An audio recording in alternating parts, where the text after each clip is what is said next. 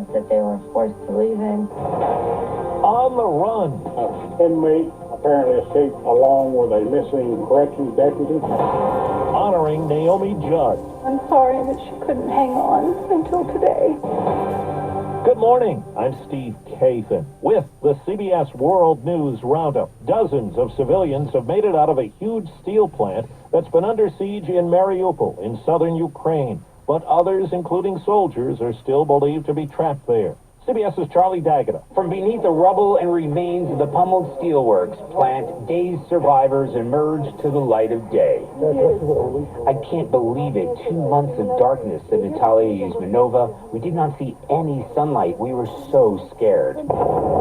Explosions were reported in the Russian border town of Belgorod, where social media video captured a military installation on fire. House Speaker Nancy Pelosi was in the capital, Kyiv, over the weekend, renewing the promise of continued American support. CBS's Nicole Killian has more on the latest funding package. Speaker Pelosi will return here to Washington to try to get this $33 billion package through. But some worry it could get stalled if Pelosi and Democratic leaders try to tie the funding to a $10 billion COVID package to boost pandemic programs.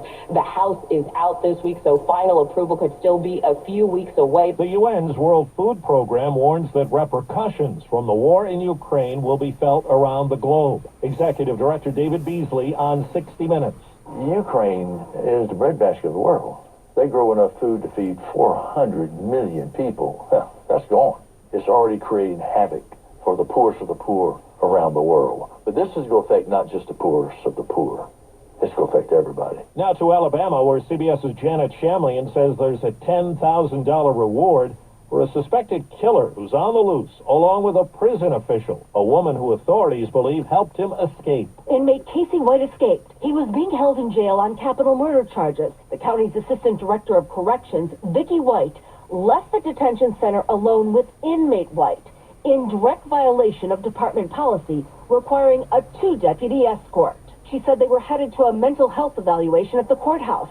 The duo never arrived, and it's since been confirmed no such evaluation was scheduled. We're pretty much convinced that she assisted the inmate escape. Rick Singleton is the Lauderdale County Sheriff. This comes as a total shock and surprise. Singleton said Vicki White turned in her retirement papers the day before she went missing. She'd worked for the sheriff's office almost 17 years. Well, the country music world paid tribute last night to Naomi Judd, who died Saturday, a day before she entered the Country Music Hall of Fame. Her family cited the disease of mental illness. CBS's Anthony Mason. Naomi Judd was inducted into the Country Music Hall of Fame posthumously, along with her daughter, Wynonna, as the Judds. I didn't prepare anything tonight because I knew Mom would probably talk the most. Her daughters, Wynonna and Ashley, came together to pay tribute. My mama loved you so much, and she appreciated your love for her. And I'm sorry that she couldn't hang on until today. This is the first time I've talked to them saying goodbye. I feel so blessed, and it's a very strange dynamic to be this broken and this blessed. The Judds had just announced a final tour that was due to begin in September. Though my heart's broken, I will continue to sing. 4 minutes after the hour.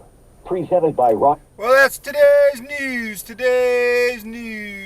I didn't hear any good news, did you? I didn't think so. I guess it's all about perspective. The glass is half full. Well, as always, I want to thank you again for coming along with me on these Dash Cam News adventures. You know the drill.